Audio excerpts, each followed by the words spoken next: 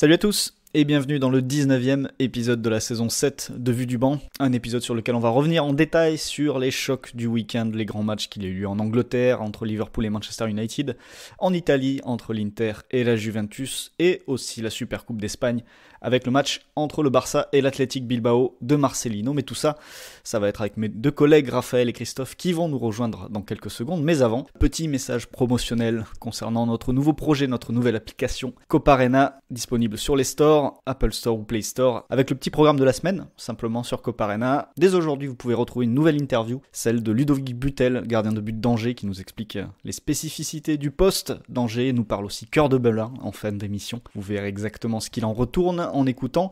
Plus tard dans la semaine, vous aurez le 4e épisode de Première fois, un épisode dédié à Jérémy Ménez, 4e membre du Quatuor Fantastique de la Génération 87. Et ensuite, côté article, vous retrouverez le banquet tactique de Christophe, un focus de Raphaël sur l'Athletic Bilbao de Marcelino, et enfin un dernier article vendredi qui pourrait être une petite analyse du Lens Marseille qui nous attend en milieu de semaine. Voilà, tout ça c'est sur Coparena, inscription coparena.com, abonnement 3,99€ par mois et téléchargeable sur les stores. Mais tout de suite, c'est Vue du banc. Vue du banc, le podcast pour comprendre le jeu, vous est présenté par PMU.fr. Et nous voilà donc partis pour ce 19e épisode de la saison. Salut Raphaël. Salut Florent. Comment ça va ? Bah écoute, ça va très bien. Beaucoup de choses à dire ce week-end en espérant que les travaux de mes voisins me laissent tranquille. Oui, on les entend un petit peu d'ailleurs, il me semble. Et Christophe, est-ce que ça va ? Bah ça va pas mal Florent, je n'étais pas là parce que j'étais au travail pour voir tous les matchs dont on va parler, donc je me suis tout fait en replay jusqu'à 4h et quelques du matin et également à midi, donc j'ai tout bien en tête, tout est très frais. Et donc tu es prêt pour nous parler, on va commencer avec toi, de ce match entre l'Inter Milan et la Juventus Turin. Il y avait plusieurs matchs ce week-end qui étaient possiblement justement les matchs du week-end, le gros match du week-end, et finalement avec la déception entre Liverpool et Manchester United sur lequel on reviendra plus tard. C'est cette Inter-Juve qui s'est révélé être le choc à ne pas manquer et qui n'a finalement pas déçu parce qu'il y avait beaucoup de choses à voir dans cette rencontre. Ouais, beaucoup de choses à voir. On va essayer de parler du plus de points possible. Donc je vais commencer de manière assez générale, essayer de pas faire trop long. De toute façon, je pense qu'on aura l'occasion d'approfondir pas mal de choses. Mais en fait, pour moi, sur la physionomie globale de la rencontre, et en fait, ce qui a fait que c'était un match intéressant, pour moi, c'est finalement la volonté de la Juve de presser, parce que c'est ça qui conditionne un peu tout, dans la mesure où si la Juve attend, je ne sais pas si l'Inter aurait été capable de faire tant de différence. Alors bien sûr, il y a le duo d'attaque, notamment Lukaku, qui est quand même sur une forme assez exceptionnelle en ce moment. Du coup, tu peux te dire que ça peut être un choix assez assumé finalement de pas laisser Lukaku arriver, on va dire, pas laisser la balle remonter tranquillement et à laisser Lukaku à 25 mètres de ton but parce que ça peut être embêtant. Mais le fait que la Juve presse beaucoup fait qu'il y a pu avoir ce rapport de force un peu 50-50, à savoir que l'Inter qui cherche à relancer court, bah en gros t'avais le truc, si les relances sont ratées, si la balle est perdue, ça fait occasion pour la Juve, et si le pressing est cassé, ça fait occasion pour l'Inter. Or là, le pressing a été quasiment tout le temps cassé. Alors au sol généralement, mais t'as eu aussi 2-3 passes longues, notamment sur le deuxième but avec une passe longue de Bastoni. Il y a eu aussi 2-3 relances un petit peu longues d'Andanovic. Alors toutes n'ont pas forcément abouti, sinon le score aurait été bien plus élevé. Mais pour moi, c'est vraiment la hauteur de bloc de la Juve et cette volonté de presser qui est d'ailleurs, c'est pas la première fois qu'on le dit et qu'on le voit, mais qui est beaucoup plus prégnante dans cette équipe version Pirlo qu'elle ne l'était avec Sarri, alors que Sarri l'an dernier, on l'imaginait pouvoir installer ce pressing assez haut. C'était vraiment intéressant et c'est autant lié à la capacité, la réussite du plan de l'Inter est autant liée à la capacité et à l'habitude de cette équipe de justement avoir ces circuits dans son propre camp pour se sortir de la pression. Et aussi, j'ai trouvé un pressing assez maladroit, assez moyen de la part de la Juve qui ne savait pas exactement dans quelle zone aller. Mais justement, Raphaël, avant de rentrer dans le détail sur ce pressing, Christophe a déjà annoncé un petit peu tous les points qu'on va développer. On va commencer par les compos, avec une compo turinoise, avec l'asymétrie, le système double, avec 3-5-2, sans le ballon, et 4-4-2 en phase défensive. Alors le 4-4-2, c'était Szczesny dans les buts, Danilo, Chiellini, Bonucci et Frabotta à gauche, Chiesa qui se retrouvait à droite, Bentancur, Rabiot, Ramsey et Morata, Cristiano devant. Et en possession du ballon, on passait à 3 derrière avec Danilo, Chiellini, Bonucci. Danilo, Bonucci, Chiellini, pardon. Frabotta qui montait piston gauche, Chiesa qui était piston droit, les 3 milieux Bentancur, Rabiot, Ramsey, et en face, devant Morata et Cristiano. Ouais, c'était ça, et je pense qu'il faut retenir dans ce système-là, et on pourra parler après du système de l'Inter qui était aussi un 3-5-2, mais aussi bien en phase défensive qu'en phase offensive, c'est la déconnexion entre les deux attaquants, Morata, Ronaldo et le reste du jeu turinois, et je pense que c'est une des données importantes de cette rencontre.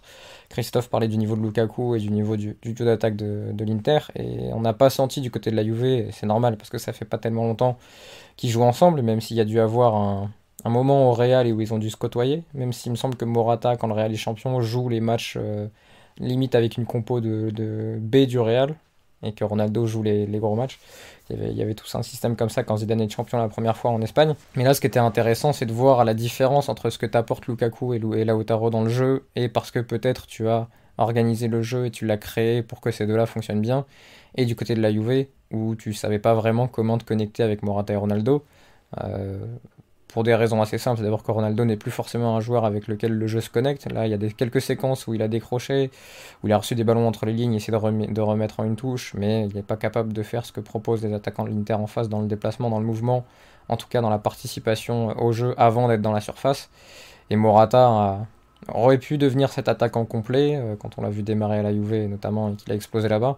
Il ne l'est pas devenu, et là on a vu une Juve un peu limitée, parce qu'elle arrivait à toucher ses milieux à Bentancur, Rabiot et Ramsey. D'ailleurs l'Inter n'allait pas presser haut, c'était plutôt un bloc médian, donc après t'avais le temps d'essayer de claquer des passes verticales, mais ça a surtout tourné entre Frabotta et surtout Chiesa, côté droit, qui était plus offensif, sans arriver à trouver Morata et Ronaldo. J'ai pas la stat devant les yeux là de ballons touchés du côté de ces deux attaquants là, mais déjà une stat qui m'étonne par rapport au fait que la Juve pressait et que l'Inter ne pressait pas tellement haut, c'est que la possession est quasiment égale, et ça c'est un premier problème, et que l'Inter tire 2 fois plus. Ça c'est quand même deux choses qui sont rares quand une équipe va presser très haut. En général elle finit par avoir la possession ou par exploser complètement. Là la Juve a pressé haut, n'a pas réussi à récupérer haut, donc a laissé des temps de possession à l'Inter, qui derrière a pu avancer, et quand elle a eu le ballon, la Juve par contre, face à cette équipe en bloc médian, n'a pas su comment utiliser Morata et Ronaldo pour justement créer des décalages, mettre de la vitesse dans le jeu, changer de rythme. Il n'y a pas eu tout ça, et j'avais trouvé cette stat de passe. Ronaldo touche 24 ballons, Morata en touche 17, et les deux font le match entier, ce qui est très, enfin en tout cas ils font 24 passes et 17 passes, ce qui est peu, et je pense dans des zones en plus pas tellement dangereuses. Après, il y a quelque chose, Christophe, qui m'a marqué dans le match, au-delà de la manière de défendre de l'Inter, qui avec son, on va dire en gros son 5+3 ou même son 3+2 devant, a quand même pas mal de joueurs pour fermer l'axe et couper les lignes de passe justement à destination des attaquants.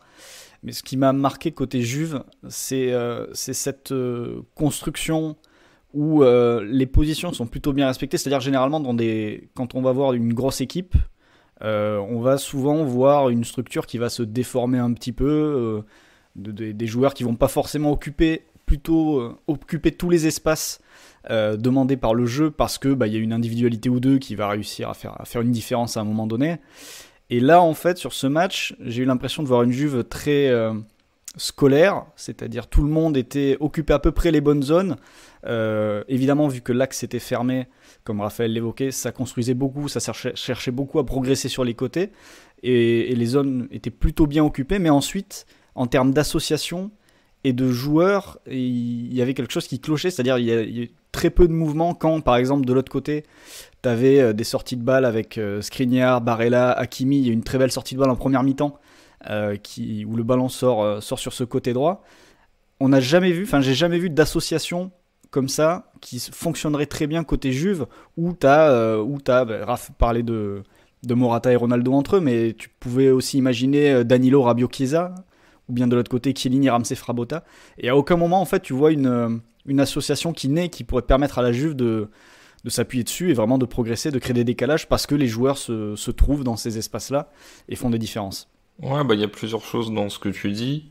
Je vais pas m'amuser. Je suis assez d'accord avec l'exposé, donc je vais pas répéter là-dessus. Mais déjà, je me pose la question du rapport entre, alors à la fois l'ADN Juve, même si parfois c'est une notion un peu surévaluée parce qu'on peut changer la façon de jouer d'une équipe, et voilà, quand Bielsa arrive à Bilbao, ça change totalement, alors que Bilbao est historiquement plutôt une équipe bourrine, donc il n'y a pas forcément de fatalité là-dedans, mais c'est vrai que quand je vois la manière dont la Juve joue depuis maintenant pas mal d'années, même fin 90, début 2000, c'était quand même assez séparé entre une base défensive assez forte et un créateur et un ou deux attaquants, voilà, mais c'était quand même assez peu sur une idée de fluidité, etc. Alors je comprends à la fois la volonté de Pirlo, et je trouve ça plus joli à voir dans l'idée, et puis ça va aussi dans le sens de l'évolution du foot, mais c'est vrai que quand tu vois cette attaque Cristiano Ronaldo, Alvaro Morata, que tu vois quand même des joueurs de profondeur, même si là il y avait que Chiesa qui pour moi pouvait vraiment être celui qui fait ces courses-là, mais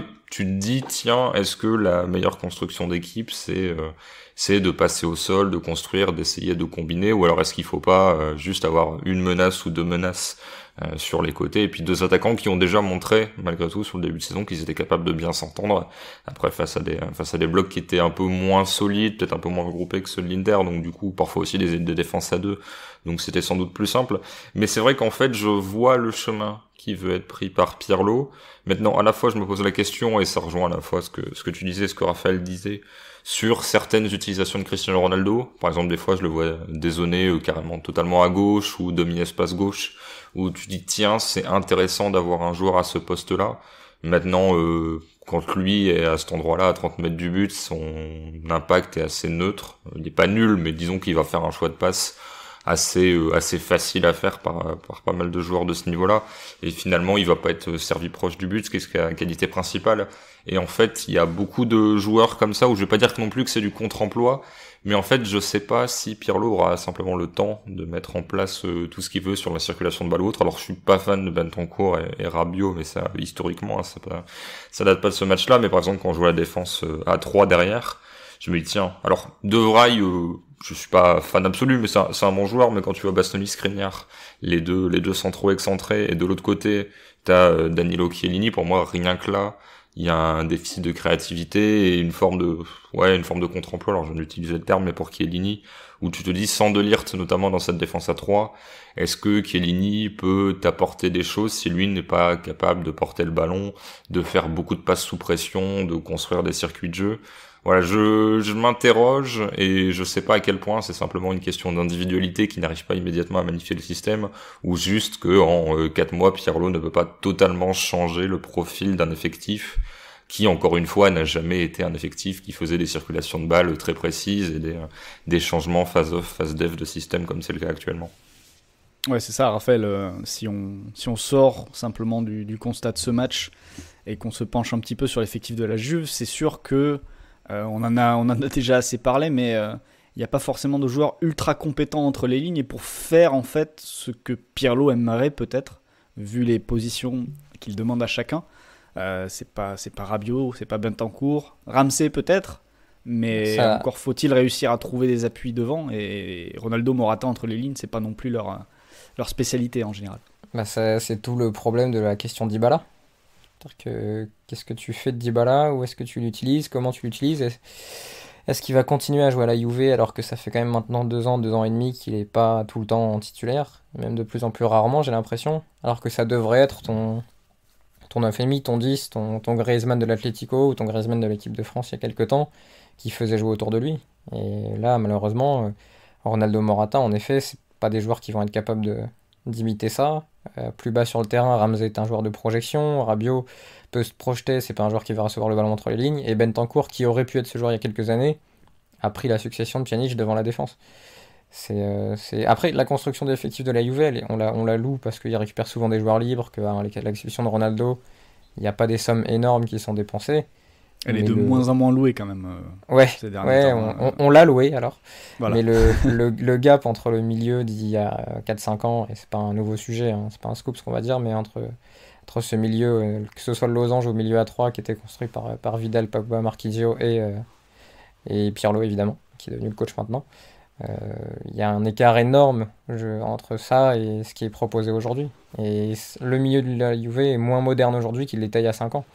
Ça, c'est quand même un problème, et je le trouve en plus, on disait que Morata et Ronaldo, c'est un peu redondant sur certains aspects. Et je trouve que c'est pareil au milieu de terrain, où il y a peu de changements de rythme, où il y a peu de surprises dans ce qu'ils vont faire, où il n'y a pas de joueurs qui vont se déplacer entre les lignes et y recevoir le ballon pour faire avancer le jeu. C'est beaucoup de joueurs qui vont recevoir dans les pieds, donner un ballon, repartir sans ballon, ou percuter avec ballon. Mais voilà, c'est Rabiot Ramsey, par exemple, tu vois, sur les profils, j'entends Rabiot qui va jouer un peu plus bas, Ramsey qui va se projeter, mais tu vas te projeter dans quel espace, vu que Ronaldo et Morata n'en libèrent pas énormément. C'est... Et ouais, il y a beaucoup de choses sur la construction d'effectifs de la Juve qui posent problème, et c'est aussi pour ça que cette année, les 2000 ans ont enfin une vraie chance pour le titre. Ouais, c'est ça, c'est ce qui est marquant, Christophe, depuis le début de la saison, le milieu de la Juve qui s'est peut-être le plus illustré, même si je l'ai vu assez peu cette Juve, mais dans le sens, voilà, tu vois des gens parler des matchs et il y a un nom qui ressort, c'est l'Américain McKennie, qui se va plus ressortir par son volume et par sa capacité à faire beaucoup d'efforts dans les deux sens, puisqu'il est capable de se projeter lui aussi, plus que pour sa créativité. Mais ça, tu peux le dire en effet de tous les milieux. Là, j'ai les milieux sous les yeux, et entre Bentancur, Rabiot, Arthur, McKennie, Ramsey, il n'y a pas forcément cette créativité que tu avais déjà rien qu'avec Pjanic lors de la saison précédente. Bah, de toute façon, il y a, on va dire qu'il y a trois manières, vraiment, si tu résumes un petit peu, de bien attaquer. Alors le mieux, c'est d'un peu pouvoir tout faire, mais la première chose, c'est de récupérer le ballon haut. Comme ça t'évite d'avoir besoin de percer le milieu adverse si tu te retrouves en une récupération de balle à 25 mètres du but. Là, je trouve que la volonté de presser est assez intéressante. Encore une fois, j'ai pas compris certaines attitudes. Alors c'est pas...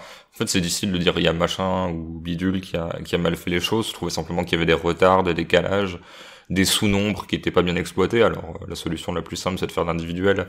C'était pas le cas. Là, ça se déplaçait, mais en gros, l'Inter manipulait assez facilement la structure sans ballon de la Juve pour pouvoir sortir de la pression. Donc là-dessus, je pense qu'il y a peut-être à la fois un problème d'intelligence situationnelle de certains joueurs, type Morata qui est sur le réceptionneur, je sais plus qui c'est, ça devait être Brozovic, mais il y a un des centraux qui est libre, donc du coup il va aller sur le central, sauf que Brozovic était le destinataire le plus proche de la passe. Enfin, voilà, il y a des choses comme ça où tu dis tiens, les gars n'ont pas forcément l'habitude de presser, donc du coup il y a des réflexes qui sont pas acquis, et c'est plus simple de faire l'individuel quand t'as pas l'habitude, chacun suit son homme, et voilà, on s'adapte à la structure de l'adversaire que d'essayer de bouger à chaque fois. Mais bon, ça c'est la première chose, et je trouve que le pressing de la Juve est globalement plus intéressant dans son impact, mais il est encore perfectible, la preuve en a été sur ce match-là. La deuxième chose, c'est tu pars de bas et t'essayes de casser le bloc adverse, un bloc qui est qui est relativement regroupé, médian ou bas, mais voilà. Et là-dessus, on en revient à la question des créateurs, et c'est vrai que là-dessus, il n'y a pas beaucoup de joueurs qui vont être capables de prendre la balle et de faire beaucoup de différence par la passe ou autre. Alors certains peuvent aller percuter, dribbler. Un Chiesa, un Kulusevski, c'est pas des dribbleurs incroyables, mais ils vont avoir cette verticalité avec le ballon. Mais encore une fois, ça peut passer face à Crotone, face à l'Inter, je pense que c'est plus difficile. Et la troisième chose, c'est vraiment d'avoir des circuits de construction très très précis. Alors c'est mieux quand l'adversaire presse, parce que sinon s'il vient pas te chercher, faut vraiment être bon pour faire exploser des blocs juste par la passe. Mais là-dessus, on voit que l'Inter, qui a pas beaucoup de joueurs ultra créatifs entre les lignes, je pense que Barella est capable d'un peu de faire tout ça, mais Brozovic c'est plus pour sortir de la pression.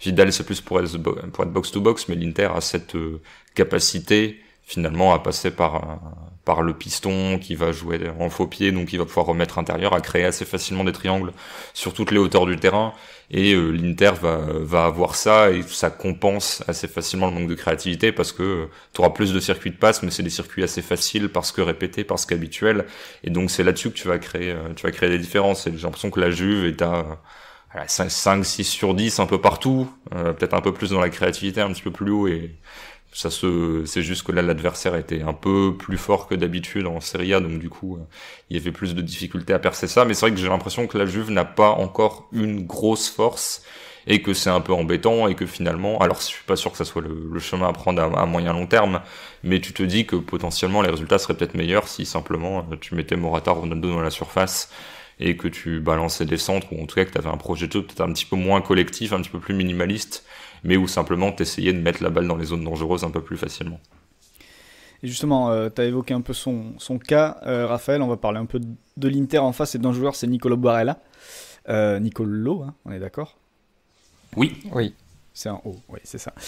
Nicolo Barella, qui est l'homme du match hier, passeur décisif sur le premier but, buteur sur le deuxième avec cette passe incroyable de Bastoni pour le lancer en profondeur.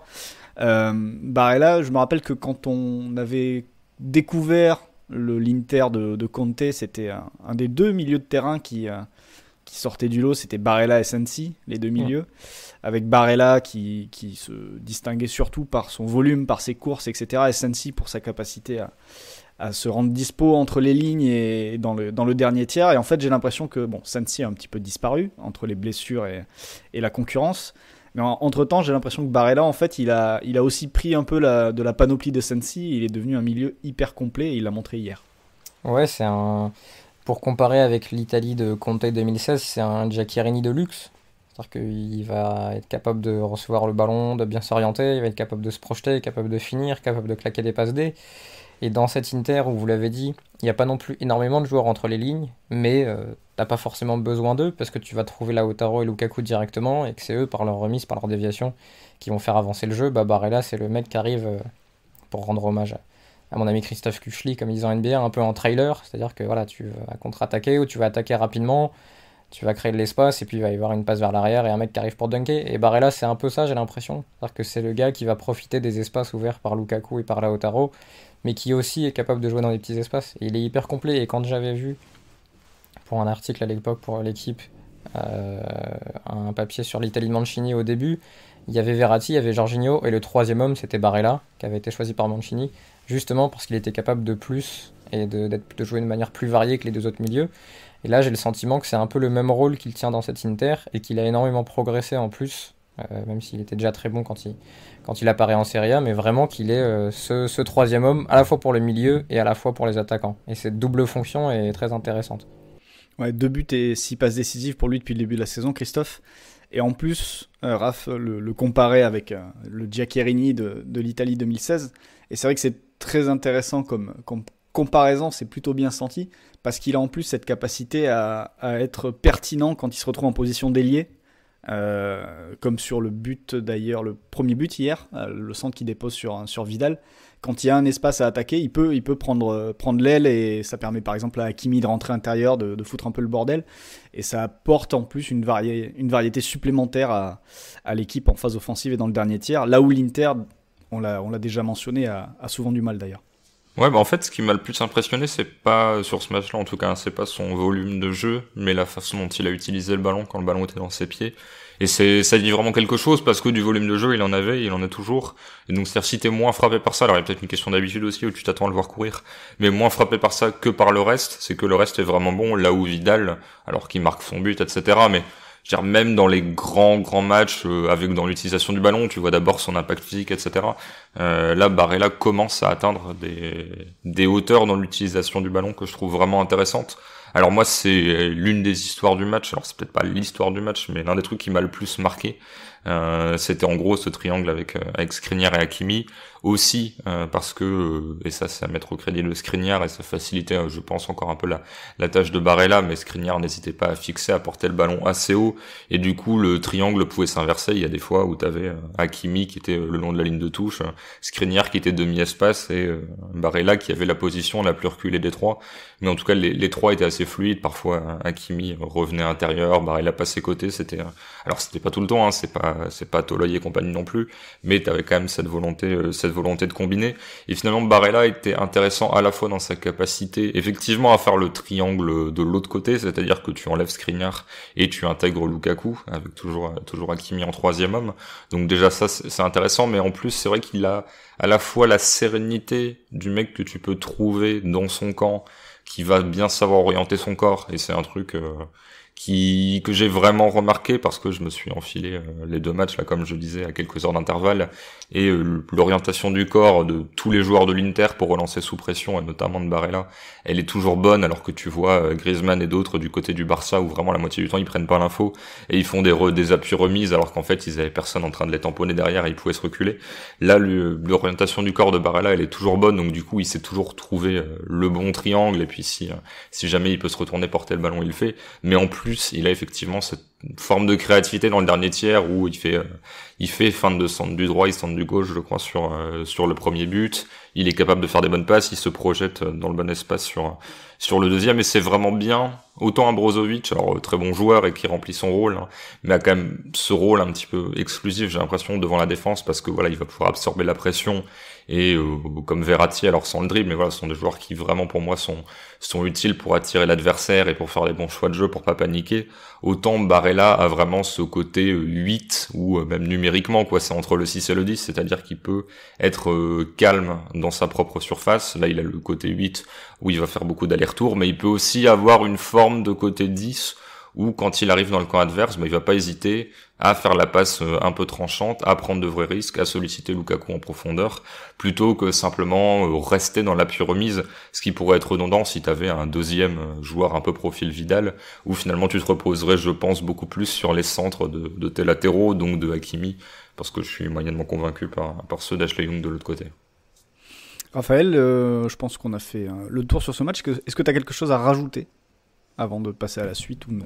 Non, mais un dernier petit point sur quand même les latéraux de l'Inter, et je l'ai déjà dit, je sais plus dans quel format et dans quel épisode qu'on avait fait, mais sur l'importance de jouer mauvais pied ou de jouer faux pied pour les latéraux de l'Inter. Alors pour Ashley Young c'est plus facile, il est droitier qui joue à gauche, mais Hakimi l'a très bien fait de l'autre côté, c'est-à-dire quand la passe va être faite d'un central au latéral, que ce soit Hakimi ou Young, ça a déclenché le pressing de la Juve qui sortait avec ses latéraux, puisque c'était 3-5-2 contre 3-5-2 quasiment, en tout cas soit ses latéraux, soit ses joueurs de côté, Ramsey et Chiesa qui défendaient sur les côtés, et à ce moment-là, ce qui est difficile si t'es droitier à droite, c'est de t'orienter vers l'avant, parce qu'on va t'empêcher d'utiliser ce pied droit, mais Hakimi a très bien fait des passes du pied gauche vers l'avant pour ensuite redemander dans l'espace, et la domination d'Hakimi dans son couloir droit contre Frabotta et contre Ramsey a été importante pour cette victoire de l'Inter. Juste un truc sur Barella, je crois que Christophe parlait de sa passe D sur le but de Vidal en disant il fait feinte du gauche et il centre du droit, c'est l'inverse. Mais enfin, je pensais avoir dit ça, enfin je pensais avoir dit non, mais... feinte du droit, centre du gauche. Mais... Je l'ai peut-être mal entendu, mais en tout cas c'était ce côté-là où Barella a d'ailleurs combiné pas mal avec Hakimi et les deux a joué un peu dans la même moitié de terrain, et le côté fort de l'Inter. Alors l'autre côté, c'est limite le côté qui va recevoir les ballons et y marquer au final, et le but de Vidal sur passe D de Barella symbolise un peu ça, où tu vas avoir un pôle créatif à droite et un pôle finisseur un peu à gauche, même si Ashley Young n'a pas marqué tellement de buts, mais elle est intéressante cette asymétrie, et c'était un match où il y avait d'ailleurs pas mal d'asymétrie il n'y avait pas forcément deux côtés forts, mais le côté Barella, Hakimi plus Skriniar dont parlait Christophe était vraiment la phase, le secteur de jeu, l'endroit du terrain où l'Inter a construit un peu sa victoire. Flo, juste avant d'enchaîner, peut-être te donner la compo de l'Inter. C'est juste comme ça, je me dis qu'on a donné la compo de la Juve et pas celle de l'Inter en face. Oui, bah vas-y si tu veux. Ouais, alors Handanovic dans les buts, Skriniar de Vrij, Bastoni en défense centrale. Bastoni qui d'ailleurs...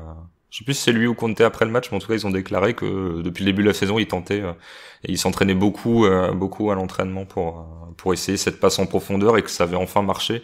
Et donc voilà, c'est pas une inspiration particulière de Bastoni qui trouve Barella pour traverser tout le terrain, c'est vraiment quelque chose qui est ultra répété, et c'est seulement la première fois que ça marche. Comme quoi parfois tu bosses, mais y a pas toujours le résultat sur le terrain tout de suite. Hakimi, Young en piston, Barella, Brozovic, Vidal au milieu et Lukaku, Lautaro Martinez devant. Eh bien merci Christophe, la précision devait être faite en effet, histoire d'avoir les compos des deux équipes. On va passer à notre match suivant. Raphaël, t'as mangé pas mal de Bilbao, donc je vais venir te voir pour ouvrir on va dire sur ce match.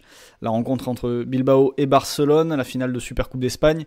Match que je n'ai pas vu, à l'inverse des deux autres, donc je vais vous laisser vous exprimer, et Raphaël, je vais te laisser ouvrir le bal sur ce que tu veux, vu que tu as un papier en préparation pour Copa Arena sur l'Athletic Bilbao de Marcelino et ses premiers matchs.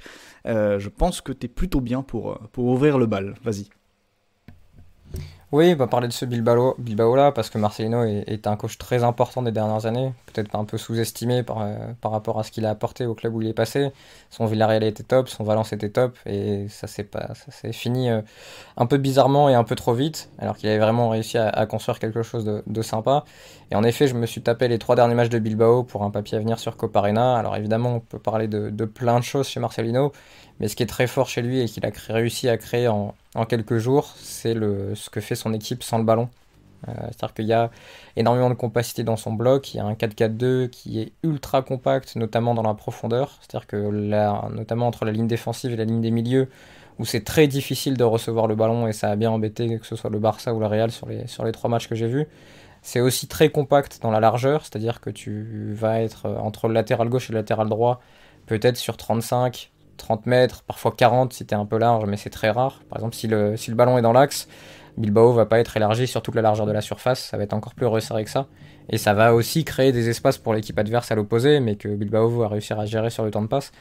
Donc c'est ça, je pense, là, ce sur quoi il faut insister concernant Marcelino, c'est qu'en une semaine, il a réussi à recréer quelque chose à Bilbao, qui jouait un peu parfois dans le même système, qui jouait en 4-2-3-1, parfois un peu de 4-4-2, donc c'était peut-être plus simple de récupérer une équipe qui joue en losange, joue en 4-3-3, et changer tout ça. Mais c'est fort ce qu'il a réussi à créer, et aussi dans l'état d'esprit, l'effort collectif, au-delà du système. C'est une équipe qui va se replier très vite, qui va attaquer très vite, qui va faire les efforts, où les 2 attaquants vont être impliqués dans l'effort collectif, où Mouniaïn, le créatif, va l'être aussi, et ça c'est ce qui m'a vraiment marqué sur ces 3 premiers matchs, même si on peut développer un peu après comment ça défend et comment ça attaque précisément. Christophe, Raphaël a beaucoup parlé de compacité. Si je te dis le Slavia Prague, le Benfica de je ne sais plus qui, ou le Shakhtar, je crois que c'était de Paulo Fonseca, où se classe le Bilbao de Marcelino en termes de compacité par rapport à ces équipes-là? Alors, t'as moins, notamment la compacité du Slavia qui était avec une ligne défensive ultra haute et où là, du coup, c'était un délire absolu et parfois tu te demandais comment ça tenait. Mais en même temps, parce que la passe en profondeur était entre guillemets ultra simple à faire parce qu'il y avait un espace fou dans le dos de la défense. Mais t'avais personne qui avait la seconde nécessaire pour simplement enclencher cette passe, donc c'était assez spécial. T'as l'impression limite quand je voyais jouer cette équipe, et j'ai parfois eu ce sentiment-là sur certaines séquences, dans une que je vous ai, je t'ai envoyé un screenshot tout à l'heure, où tu te dis en fait c'est comme si t'étais face à plein d'immeubles. En fait t'as des fois un joueur du Barça et 5-6 de Bilbao face à lui, et tu te dis mais au-delà de faire la passe, en fait je sais même pas s'il voit des partenaires en fait, parce que lui n'a pas la vue aérienne, donc qu'est-ce qu'il peut imaginer alors il peut se douter sans doute qu'il y a un partenaire à l'opposé puisqu'il en a aucun dans sa zone et qu'il a beaucoup d'adversaires, mais c'est vrai que tu te dis parfois c'est assez compliqué finalement d'avoir une vision, je pense, quand t'es adversaire de ce Bilbao là, parce que t'as beaucoup de monde face à toi et généralement t'en as 2 ou 3 et t'es très enfermé sur le côté. Mais je trouve que le bloc est un petit peu plus bas quand même, il est plus médian que certaines équipes que t'as évoquées, et que du coup ça prend moins de risques dans le dos, même si face à ce Barça-là, il n'y a pas non plus d'immenses risques sur les prises de profondeur. T'as du Alba, mais sinon t'as pas non plus... Dembélé peut le faire, mais il la prend plus avec ballon. Enfin voilà, t'as pas non plus 1 milliard de possibilités sur des longs ballons qui seraient mis dans le dos. Mais oui, compacité. D'ailleurs, c'est rigolo, je voyais la prise de notes que Raphaël nous a envoyée pour le conducteur. Et en fait, son premier point, c'est compacité. Son deuxième point, c'est compacité aussi. Dans une formulation un petit peu différente, mais c'est beaucoup l'histoire de cette équipe. Pas forcément l'histoire de ce match, d'ailleurs, je trouve. Disons l'histoire du score, on va dire. C'est-à-dire que le 3-2... il n'y a pas forcément de buts qui sont... Alors peut-être le premier de Barcelone où ça fixe d'un côté, ça renverse de l'autre, et le bloc de Bilbao n'a pas le temps de coulisser, et forcément quand t'es très orienté sur le ballon, ça se paye si l'adversaire peut changer. Mais sinon, j'ai l'impression que les buts sortent d'actions un petit peu différentes de tout ça, mais par contre c'est cette compacité du bloc qui donne tout le rapport de force et qui fait que le Barça n'a, entre guillemets, je dis bien entre guillemets, mais pas eu forcément le droit de jouer au foot, ou en tout cas de jouer au foot dans ses zones préférentielles pendant quasiment tout le match, parce que l'accès intérieur était totalement interdit, et que donc du coup tu vois quasiment pas Pedri, tu vois quasiment pas Messi, et tu te retrouves à avoir une attaque en U mais très forcée, parce que Bilbao en fait met tout le monde à l'intérieur et puis libère uniquement les couloirs pour Dest puis Mingueza qui le remplace à la mi-temps, ou pour Alba. Mais c'était un truc à la fois, je trouve, assez beau à voir et presque caricatural, mais dans la bonne vision, s'il existe une bonne vision de ce terme-là. C'est-à-dire que c'était tellement extrême qu'il y avait, je trouve, un côté un petit peu comique, mais du coup ça donne des matchs intéressants, parce que l'adversaire doit résoudre un problème. C'est: est-ce que j'essaye de percer ce bloc et de l'attaquer, quitte à perdre la balle parce que j'ai des 1 contre 4 à jouer, ou alors est-ce que j'essaye de prendre ce qu'on me donne, à savoir l'espace sur les côtés, de balancer des centres, ou alors de repiquer depuis le latéral qui sera laissé seul. Du coup, on va donner rapidement les compos avant de revenir avec Raphaël sur les difficultés justement du Barça sur ce match. Dans les buts, côté Barça, Ter Stegen. À droite, au coup d'envoi, Serginho Dest. À gauche, Jordi Alba. Dans l'axe, Araujo et Clément Lenglet. Milieu de terrain, De Jong, Busquets, Pedri. Et devant, Ousmane Dembélé, Lionel Messi et Antoine Griezmann. Et côté Bilbao, évidemment un 4-4-2, puisque c'est Marcelino sur le banc de touche, Unai Simon dans les buts, Ander Kappa, Balenciaga sur les côtés, Inigo Martinez, Yeray Alvarez dans l'axe, Mouniain, milieu gauche, De Marcos, milieu droit. Dans l'axe, Dani Garcia et Unai Vencedor. Unai vainqueur. Je ne sais pas si c'est ce que ça veut dire, mais ça me fait penser à ça. Et devant, Raúl Garcia et Iñaki Williams. Raphaël, sur les difficultés du Barça, est-ce que tu veux parler des difficultés face au pressing, des difficultés dans le camp adverse, des difficultés aussi pour presser, où ils ont eu quelques soucis avec la solution de jeu direct vers Raúl Garcia. De quoi veux-tu nous parler ? Dans le pressing, déjà, c'est pas une équipe qui presse beaucoup et bien, ce Barça-là. Ça m'a encore plus marqué sur le match de championnat, où le Bilbao était parfois assez tranquille pour ressortir et avancer. C'est-à-dire que le Barça presse moins que le Real, par exemple, en tout cas sur les matchs que j'ai vus là. Et forcément, avec une première ligne où tu as Messi, c'est difficile de presser. Et ça fait 3, 4, 5 ans qu'on a ce bilan-là. Le premier match où vraiment ça avait été choquant, dans un moment important, c'était la défaite 4-0 au Parc des Princes, avec la première ligne Messi-Suarez qui pressait pas du tout et qui bloquait rien. Ça, c'est une première donnée. Mais ce sur quoi je voudrais insister, c'est la différence entre ce qu'a fait le Barça sur le match de championnat et ce qu'il a fait là sur le match de Supercoupe qu'il a perdu et sur lequel il s'est créé beaucoup moins d'occasions. En tout cas, j'en ai l'impression, j'ai pas vérifié les XG, mais j'ai le sentiment quand même qu'il y a eu beaucoup moins d'occasions. C'est les courses dans le dos de la défense de Bilbao, et notamment des courses qui démarraient depuis les demi-espaces. C'est-à-dire que le Bilbao est très très compact quand il défend, donc tu as le duo Iñaki et Raúl Garcia, et derrière tu as deux lignes de 4 qui vont être extrêmement compactes et qui vont un peu se distendre quand le ballon circule chez l'adversaire et notamment va sur une ligne de touche, où là c'est soit le latéral soit le milieu qui va sortir. Et quand c'est le latéral qui va sortir, ça peut créer une distance un peu trop grande avec le central. C'est-à-dire que, par exemple, quand le latéral droit sort, le central droit peut parfois rester un peu plus dans l'axe parce qu'il ne veut pas non plus trop quitter cet espace et le libérer. Et à ce moment-là, c'est un milieu de terrain qui va reculer, notamment le milieu droit qui va reculer dans cet espace pour quasiment faire une ligne de 5 et qu'il n'y ait pas d'intervalle trop grand. Et le Barça avait très bien joué dans ces espaces-là lors du match de championnat. C'était créé pas mal de courses dans le dos de la défense, même contre un bloc assez bas. Il y avait eu des moments où après tu pouvais centrer en retrait et t'arriver à te créer des occasions. Ils l'ont beaucoup moins fait sur le match de Supercoupe, peut-être aussi parce qu'entre-temps, Marcelino a corrigé et je trouve que cet espace s'est resserré un petit peu. Mais vraiment, c'est ce carré-là entre latéral droit, central droit, milieu axial droit, milieu excentré droit de Bilbao et le même de l'autre côté. Parce qu'un 4-4-2, c'est des paires et des carrés finalement, comment tu les construis. Et à l'intérieur de ces deux carrés, carré droit, carré gauche, le Barça a été beaucoup plus faible sur ce match-là de Supercoupe que sur le match de championnat, où Bilbao avait déjà montré des bonnes choses, mais le Barça était encore trop fort et il y a 3-1 assez facilement pour le Barça, et le Barça domine. Là, sur ce match-là, c'était vraiment différent, et j'aimerais bien, je ne sais pas si je vais réussir à les trouver, faire la comparaison des occasions créées par le Barça et de la qualité de ces occasions sur les deux matchs. Après Christophe, ce manque de course du Barça, c'est quand même aussi... Raphaël évoquait le manque de pressing de la première ligne, mais le manque de course et d'appel, c'est quelque chose aussi que le Barça se traîne.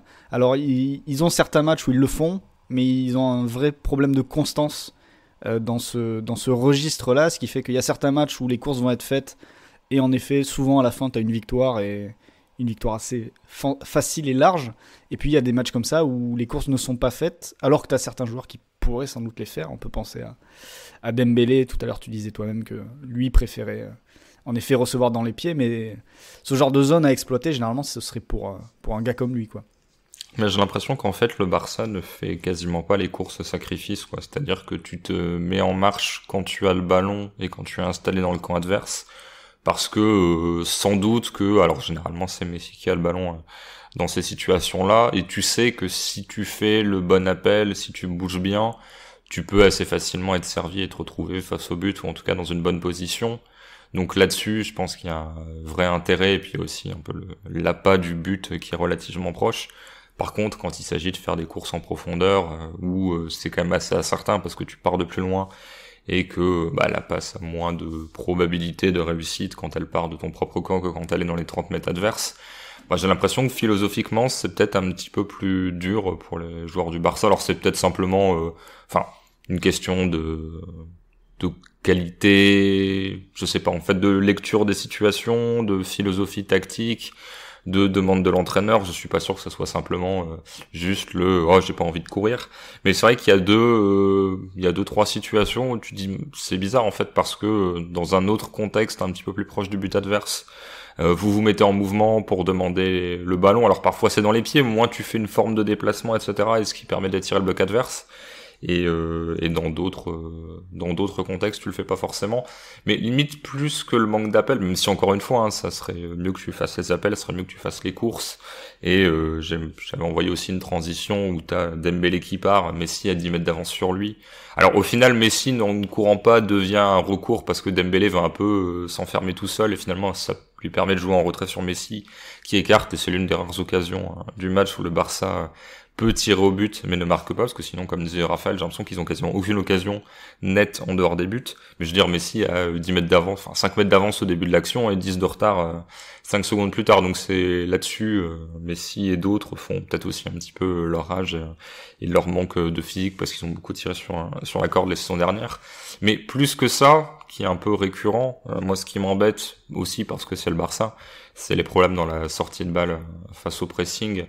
Je le disais tout à l'heure, la ligne défensive de Bilbao est un peu moins extrême que celle de Prague notamment, mais sur la première relance, quand le Barça joue court, là elle est très haute, c'est juste qu'elle sait bien se replier, qu'elle se maintient pas haute si jamais le pressing n'est pas efficace. Et là-dessus j'ai trouvé qu'en fait ça t'a pas forcément amené des occasions, dans la mesure où le Barça n'a pas fait d'énormes erreurs sur les transmissions entre un central et son gardien ou autre, mais le Barça a beaucoup trop facilement rendu le ballon et finalement ça te donnait des phases où tu n'avais pas à défendre en bloc médian face à des joueurs type Pedri, type Messi qui peuvent faire vraiment des différences balles au pied, voilà, qui ont une vraie créativité.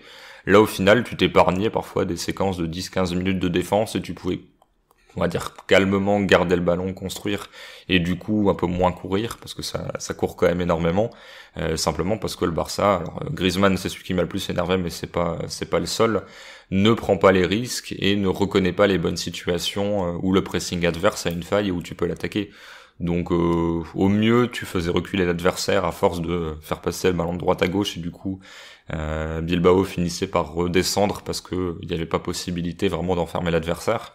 Mais j'ai pas vu à un seul moment ce que tu vois du côté de l'Inter. Alors t'es pas obligé de le faire de la même manière, mais un pressing adverse qui fait que l'adversaire est positionné très haut, et en 3 passes tu vas t'ouvrir des espaces. Donc c'est-à-dire il y avait pas la course, mais t'avais même pas forcément le lanceur qui serait en position d'avoir le temps et l'espace pour servir un appel en profondeur.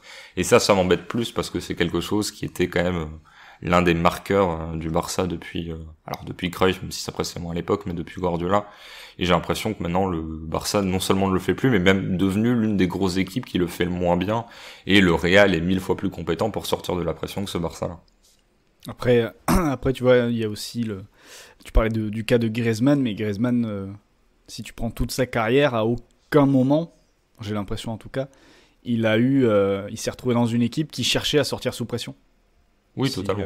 Si je remonte le truc, donc c'est quelque chose, même alors qu'il approche de la trentaine, c'est quelque chose qui pourrait encore apprendre. Mais c'est vrai que ça fait quelque temps en effet que le Barça, et ça s'est vu dans les remontadas qu'il a encaissées après en avoir mis une au PSG face à la Roma ou face à Liverpool, l'une des principales clés de ces remontadas, c'était son incapacité totale à se défaire du pressing adverse, que ce soit la Roma ou Liverpool. Raphaël, un joueur, tu voulais évoquer le cas d'un joueur, il y en a peut-être deux même qu'on va évoquer, deux individualités au sein du collectif de Marcelino, c'est Muniain et Iñaki Williams.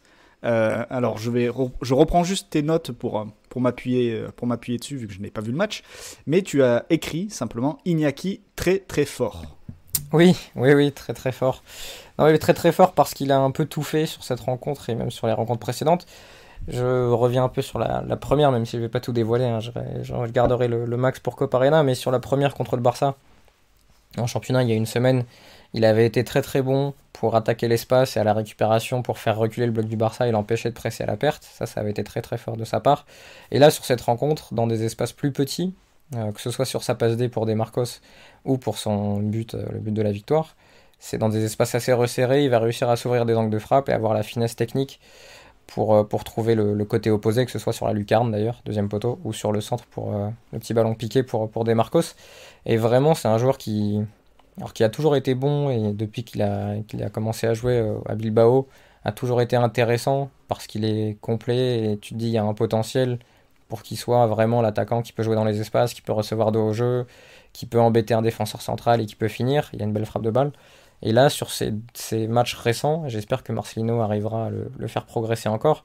On voit un mec qui est capable de vraiment emmener une équipe, de la diriger, d'être le leader d'attaque et qui peut jouer dans plein d'espaces différents et qui a cette finesse. Et en fait, je lui trouve pas de lacunes comme ça apparentes tout de suite. Alors, il y a peut-être des prises de balles parfois qui peuvent être améliorées, mais il est assez véloce et puissant pour embêter un central sur de longues distances. Il est assez bon dans la conservation de balles pour jouer dans des petits espaces. Il est capable de combiner, il voit le jeu. Et les deux actions décisives qu'il fait, c'est vraiment des actions où tu vois bien le jeu. Et ça, c'est vraiment quelque chose de bon pour Bilbao. Déjà sur Iñaki. Et le deuxième, c'était Muniain. Et c'est lié quelque part à De Marcos. C'est que sur le premier match que j'avais vu contre le Barça en championnat, les deux joueurs de côté, milieu excentré comme Muniain et De Marcos, jouaient limite demi-espace tout le temps, ou allaient rarement vraiment coller la ligne de touche. C'était plutôt pour les latéraux. Et là, sur ce match contre le Barça, Muniain était vraiment demi-espace gauche, il revenait tout le temps intérieur et laissait le couloir. Et par contre, De Marcos, de l'autre côté, jouait excentré, jouait à l'extérieur d'Alba pour être dans son dos. Et c'est comme ça d'ailleurs qu'il marque et qu'il égalise dans la foulée de l'ouverture du score du Barça. Donc il y a aussi cette petite adaptation, je pense, entre quelque part ce match aller de championnat qui permet de voir ce qui va se passer et ce match retour que tu joues en Supercoupe et qui est plus important, en tout cas pour Bilbao. Et voilà, des petites modifications comme ça qui promettent aussi parce que...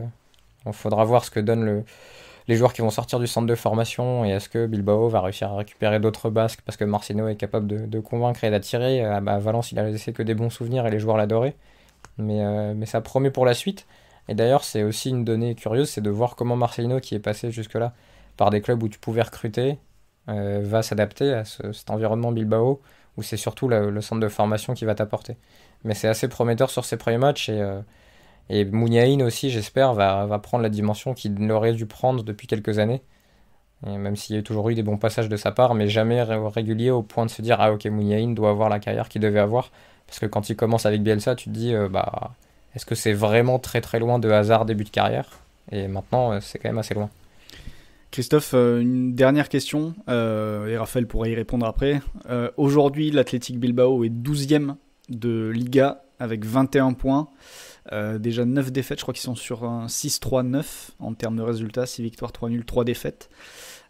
Pour arriver à ces 21 points, aujourd'hui la 8e place est à 23 points, la 6e place est à 30 points, la 4e place est à 32 points. Alors on n'est pas sur notre épisode des takes pour la deuxième partie de saison, ça viendra plus tard. Mais si tu devais faire un take sur le nombre de points pris par Bilbao sur la deuxième moitié de saison, tu te risquerais à quoi ? Écoute, elle a 21 en 18, on va dire qu'ils en prendront un au prochain match, ça fera 22. Je les vois bien en prendre entre 28 et 32. Il y aura une finale on va dire 30. Il y aura une finale de coupe aussi, puisqu'ils l'ont reporté d'un an, mais ils vont quand même la jouer face à la Real. Donc peut-être que ça peut perturber le match de la semaine d'avant et le match de la semaine suivante. Donc il y a ça aussi à prendre en compte, toujours voir ce qui pourrait être... l'objectif de la fin de saison, si t'es 7-8e, mais assez loin des places européennes, peut-être que ça va lâcher un peu. Mais je trouve cette équipe intéressante parce que au-delà de tout ce qu'on a dit, enfin tout ce que moi j'ai dit, parce que Raphaël a parlé pas mal aussi des individualités, c'est-à-dire qu'il y a effectivement, je pense, une capacité à un petit peu sublimer quelque chose qui pourrait être sinon vu... comme très défensif, ou en tout cas beaucoup pour embêter l'adversaire, à savoir toute cette notion de capacité sans ballon. Et avec ballon, comme l'a dit Raphaël, ça repose beaucoup sur soit des idées collectives, le positionnement un peu micro-tactique d'un ailier qui va être plutôt à l'intérieur, de la symétrie, etc. Mais des choses qui sont intéressantes, mais qui ne font pas gagner des matchs en tant que tel. Et à ce niveau-là, il faut quand même un peu des individualités pour transcender tout ça. Et Iñaki Williams et Iker Muniain font partie de ces joueurs. Iñaki Williams qui est en train de battre la série de matchs disputés consécutivement en Liga. Je crois que depuis 2016, il a joué absolument tous les matchs. Ce sont deux joueurs qui, pour moi, peuvent transcender les choses. Si en plus tu rajoutes Unai Simon, que je trouve assez intéressant dans son jeu au pied, sur des renversements, etc. C'est tout bête, mais quand le Barça allait chercher haut, le fait que lui puisse assez facilement trouver l'ailier libre à l'opposé, ça fait partie des trucs qui peuvent te permettre de construire un petit peu plus un banc qui est pas trop dégueulasse. Alors on n'aura pas le temps d'en parler, mais il y a notamment l'ami Yassir Villa-Libre avec sa tête de Spartiate qui met le but de l'égalisation à la 90e, qui a joué de la trompette après le match pour fêter la victoire. Qui était quand même un peu là pour la bagarre plus que le foot. Alors dans le côté foot, il marque un but, donc tant mieux, mais c'est lui qui fait expulser Messi et il a passé pas mal de temps à terre. Donc il y a aussi des joueurs un peu bizarres. Est-ce que c'est le nouveau Gaïska Tokero qui sort du banc pour faire n'importe quoi un peu? J'attendais cette remarque et effectivement, il a pas le même look. Il a plus un look avec une grande barbe à la Dragowski de la FIO, mais c'est vrai que c'est un peu ce profil-là. Ouais. Où je me demande s'il serait passé pro s'il n'était pas basque, ou en tout cas s'il jouerait en première division, s'il n'était pas basque, avec ce système très particulier. Mais il y a ça pour dire que le collectif, il n'y a pas non plus beaucoup d'étoiles, mais ne serait-ce qu'avec Mounian Williams, plus le jeu de tête de Raúl Garcia, même si encore une fois ça commence à devenir un petit peu difficile pour lui qui a un certain âge. Il y a moyen de faire des différences face à des équipes qui refuseront un peu plus le jeu, je pense. Raphaël, un dernier mot, toujours en reprenant tes notes, sur le, je cite, bordel de fin de match mis par les Basques. Christophe a un peu évoqué le cas de Villa-Libre. Je pense que c'est lui qui était le principal protagoniste. Ouais, même s'ils s'y sont un peu tous mis, on peut parler de Raúl Garcia aussi, qui connaît bien ça, hein, qui à l'Atlético était un des meilleurs pour faire ça, mais entre les gains de temps, les moments où ça lâchait des petites fautes un peu salaces, où ça tapait dans le ballon. Il y a un moment, je crois que c'est Yeray, mais je suis pas sûr, qui m'a beaucoup fait rire. Et je sais même plus si c'est sur ce match-là, je confonds, mais je pense que c'est sur ce match-là, qui va dégager un ballon en touche et qui va continuer sa course pour taper dans le ballon, parce qu'il n'y a plus de ramasseur de balles, dans le ballon qui était disposé à 5 mètres, pour que le mec puisse pas jouer la touche rapidement en face. Et à ce moment-là, les mecs du Barça regardent l'arbitre et font mais il se passe quoi là? Genre comment on fait si les mecs tapent dans les ballons qui sont posés là pour qu'on puisse jouer? Et l'arbitre est dépassé un peu par la situation, mais tu sentais quand même ce vice dans ces fins de match qui en Espagne est assez commun, hein. C'est un truc que tu vois d'ailleurs dans toutes les catégories. Et je me rappelle des tournois de jeunes où on voyait les équipes, soit les équipes espagnoles, soit les équipes portugaises débarquer. Il y a 5 coachs sur le banc et quand il y a une décision arbitrale qu'ils n'aiment pas, les 5 coachs se lèvent et crient. Donc le rôle de l'éducateur dans les pays en Espagne et au Portugal n'est pas exactement le même. Ça avait d'ailleurs fini quasiment en fight entre l'Atlético et Marseille, ou l'Atlético et Porto, je sais plus. Mais il y avait eu en tout cas des triangles ou des oppositions qui avaient été assez folles. Et là du côté de Bilbao, ça a été ça pendant, je pense à partir du 3-2. À partir du 3-2, ça a été assez fou ce qui a été proposé pour gagner du temps. Et les Barcelonais ont fini par craquer à l'image de Messi.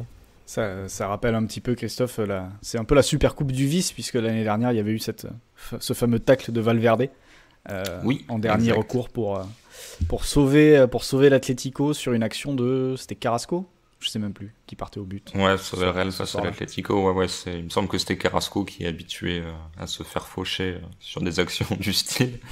Et oui, super coupe, mais en tout cas, voilà, très intéressant. Peut-être donner les buteurs tant qu'à faire. Je sais même pas si on les a donnés pour le premier match. Doublé de Griezmann d'un côté, but de Marcos, Villa-Libre et la Iñaki Williams qui a mis une lucarne en repiquant depuis son côté gauche pour le 3-2 après prolongation.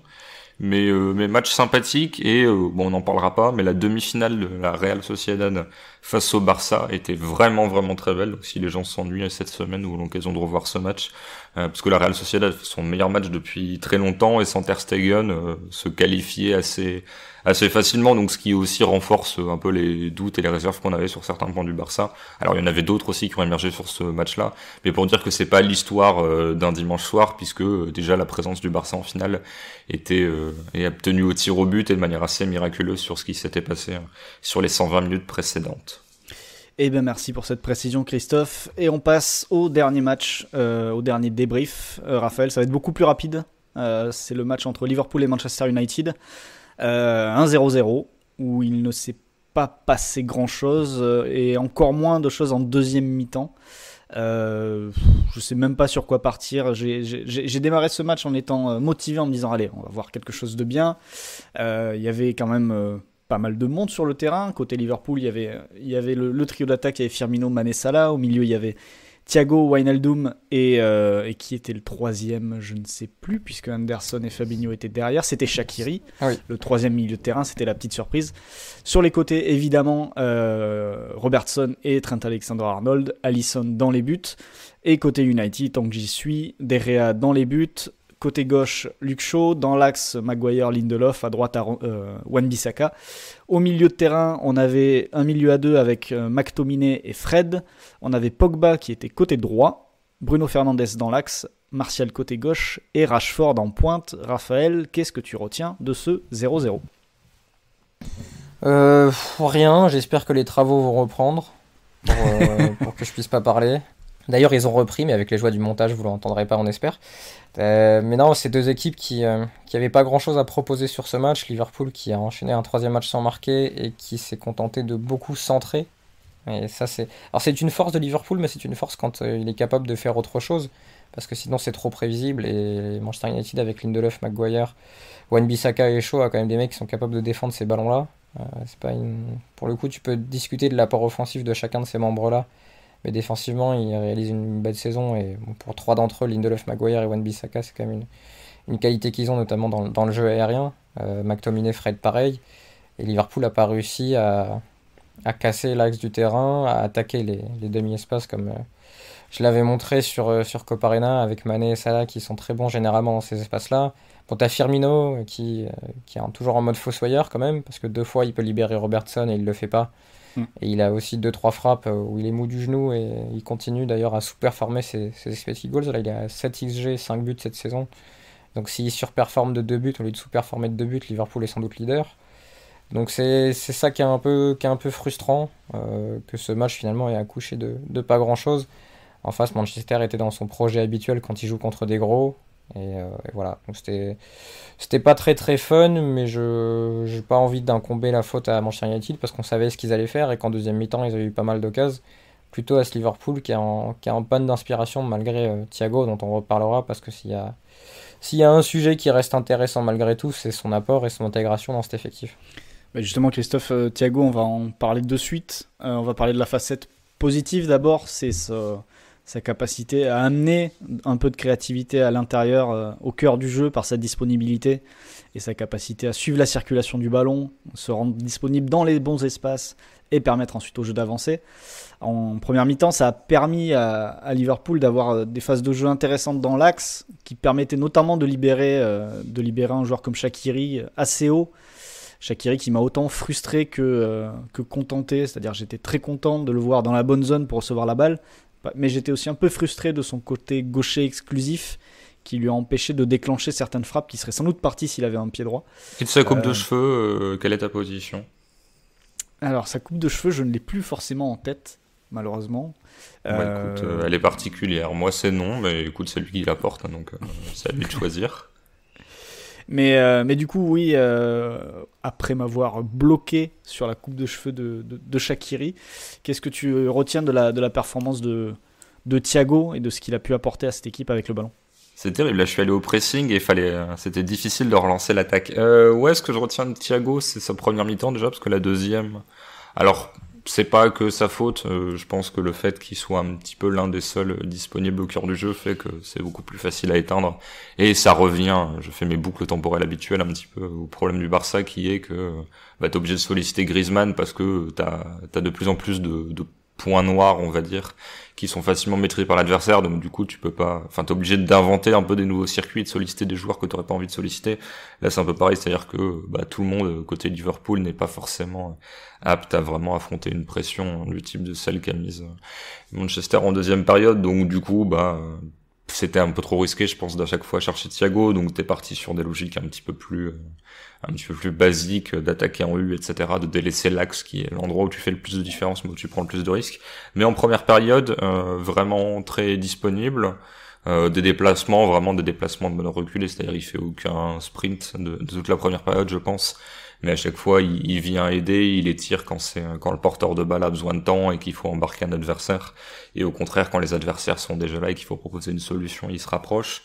beaucoup de gestes. Je sais que c'est le petit kink. Raphaël adore ça. Dans ses papiers d'équipe, il mettait souvent des screenshots des gestes des mecs pointant telle direction à occuper, enfin telle direction à faire pour les passes ou telle zone à occuper. Et c'est vrai que Thiago, c'est intéressant de voir que dans une équipe où il est relativement neuf et qui arrivait à jouer sans forcément d'homme de son profil au milieu de terrain, a déjà pris un peu cette dimension d'à chaque fois pointer les zones avec des passes parfois entre guillemets négatives, mais voilà, le latéral là, non, me cherche pas, moi je vais peut-être pas réussir à absorber la pression, en tout cas ça va déclencher le pressing, revient vers le central, etc. Donc là-dessus tu vois déjà ce qu'il peut apporter un petit peu dans une espèce de leadership sur le plan tactique. Il a quand même du déchet, faut le dire, hein. Je pense que c'est l'idée qui est plus intéressante que l'exécution. Parce qu'en fait il permet au jeu je trouve de plus respirer, parce que du coup ça te fait un relais au milieu de terrain, donc t'es pas enfermé dans des choses un petit peu le long de la ligne de touche, mais il y a des passes en profondeur qui sont pas suffisamment bien dosées, notamment je crois pour ça là, je ne sais même plus, mais qui peut donner une belle action et où là il est un peu trop forte, même si c'est lui qui l'a créé au départ. Mais voilà, c'est pas du tout les démonstrations que tu peux voir notamment sur la finale de Ligue des Champions. Il y a tu vois un petit peu, je pense, le manque de rythme, mais c'est clairement ce qui peut apporter de différent à cette équipe de Liverpool. Et la deuxième période, c'est pas tant, c'est pas lui le problème, c'est simplement que dans une configuration qui finalement revient à ce que Liverpool a souvent connu sur les années précédentes, Liverpool n'a pas su faire la différence. Mais rien que sur la première, voilà, ce côté j'aère le jeu, tu peux me trouver assez facilement et je la redonne, et très bien. Juste fallait pas trop perdre la balle, parce que soit il sortait à contre-temps, soit il n'arrivait pas à faire le sprint dans l'autre sens pour poursuivre son adversaire direct. Mais dans tous les cas, il était mieux sur l'aspect possession, qui heureusement était généralement à l'avantage de Liverpool. Raphaël, est-ce que tu as quelque chose à ajouter sur la performance de Thiago ? Parce que c'est vrai que, mis à part ça, c'est difficile de trouver des points intéressants à tirer de cette rencontre. Non, mais est-ce que, pour rester un peu sur Thiago, avant qu'on passe peut-être à Manchester United, ou je sais pas, ou enfin qu'on évite de parler de ce match, ce qui manque encore à son répertoire dans ce Liverpool, c'est dans son jeu axial, c'est ce que j'aimerais voir, c'est les petits ballons qui piquaient par-dessus la défense du côté du Bayern, notamment pour Lewandowski souvent, et qui seraient utiles dans ce genre de match où tu as une équipe en face qui va jouer bloc bas, ou qui va essayer de t'emmener vers les côtés et défendre des centres. Et j'aimerais bien voir, et il faudra trouver des circuits où tu trouves Thiago un peu demi-espace gauche ou moitié gauche du terrain, où il va faire semblant de renverser et finir par piquer ce ballon par-dessus la défense. Mais de trouver ce Thiago-là et d'avoir des courses de Salah, Mané, pourquoi pas Firmino, ou même un latéral à l'opposé, pour trouver cette diagonale, ce ballon piqué par-dessus la défense, mais vers le chemin du but. Et ça, je pense que ça peut vraiment être une arme en plus pour Liverpool.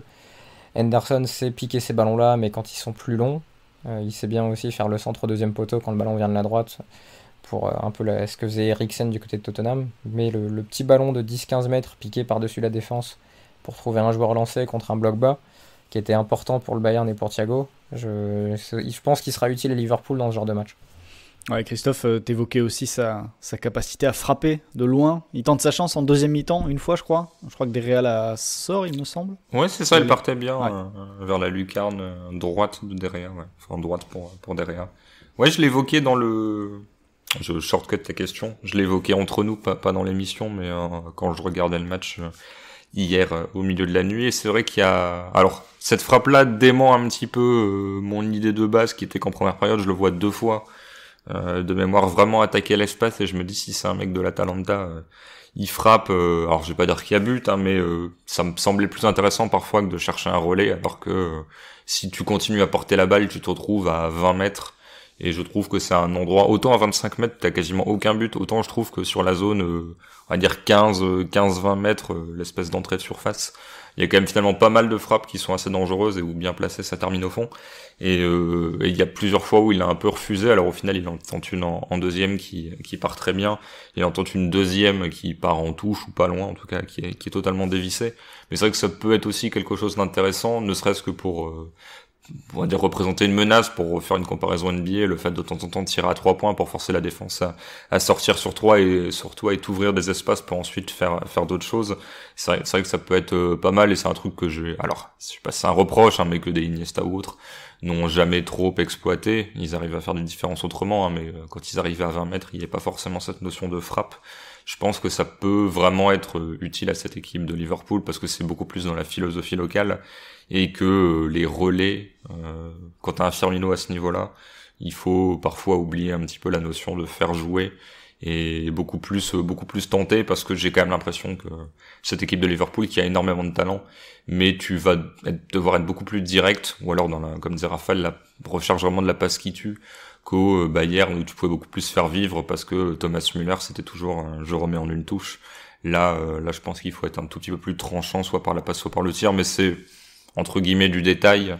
Et si tu rajoutes on va dire la panoplie de Thiago qui est encore pas utilisée, la panoplie de Naby Keita qui n'est jamais vraiment utilisée parce qu'il est blessé 3 semaines sur 4, mais c'est plus une question de est-ce que ces joueurs-là vont réussir à monter suffisamment en puissance et suffisamment enchaîner pour montrer tout ce qu'ils sont capables de faire qu'autre chose, parce qu'il n'y a pas de doute sur je pense si tu prends vraiment tous les profils capables d'être alignés dans ce milieu à 3, je pense que là maintenant Liverpool, en tout cas sur le papier au début de saison, si tout le monde est apte, ça coche à peu près toutes les cases et c'est presque plus sur la ligne de 3 où tu peux avoir des incertitudes sur quand Jota est blessé et que Firmino est pas au top niveau, qu'est-ce qui se passe, ou si Salah Mané se pète, qu'est-ce qui se passe, parce que derrière t'as peut-être pas ce même alliage de profondeur, finition, etc.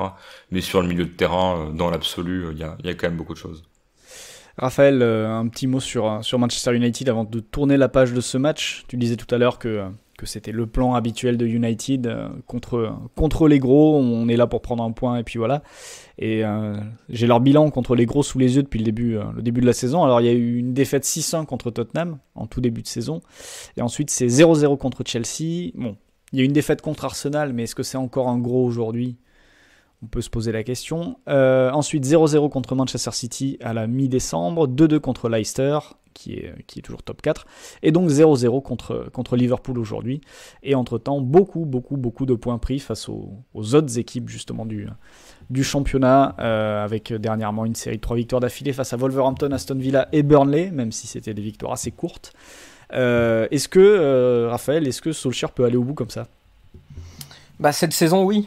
Puisque tu regardes où tous les championnats, la moyenne pour être premier, c'est à peu près 2 points, 2,2 points. C'est-à-dire qu'en première ligue, là, Manchester est premier avec 37 points en 18 matchs, pardon. Ouais. Donc c'est un peu légèrement au-dessus des 2 points. L'Inter est premier avec 40 points en 18 matchs en attendant le match de l'AC Milan.